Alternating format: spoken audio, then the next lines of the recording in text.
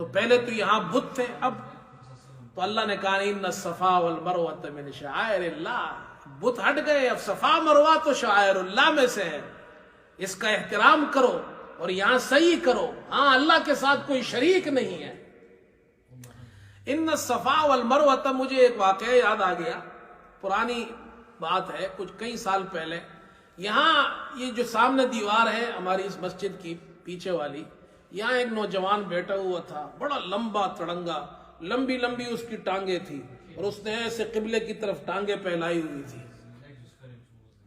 تو میں جب گزرا اس کے قریب سے تو میں نے اسے کہا بھائی یہ قبلے کی طرف آپ نے ٹانگیں پھیلائی ہے، اس کو سکیڑ لے۔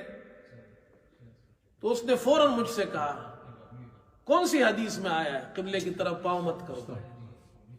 میں نے کہا نہیں وہ تو قرآن میں آیا ہے۔ کہتے قرآن میں کہاں آیا ہے قبلے کی طرف پاؤں مت کرو؟ ہمیں تو نظر نہیں آیا۔ میں نے کہا غور سے دیکھے تو نظر آ جائے گا آپ کو۔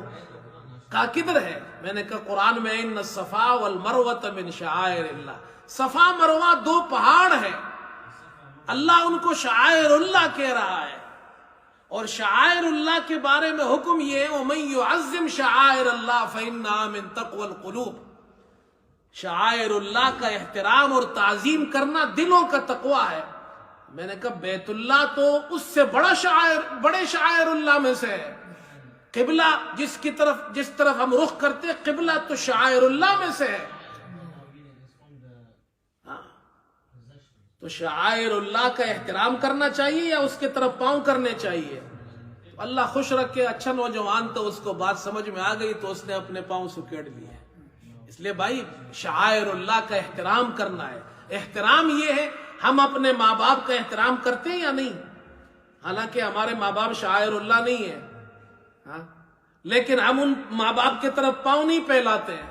استاد کا احترام کرتے ہیں، استاد کی طرف پاؤں نہیں پھیلاتے ہیں۔ بزرگ کا احترام کرتے ہیں، بزرگوں کی طرف پاؤں نہیں پھیلاتے۔ تو قبلہ تو شعائر اللہ میں سے ہے۔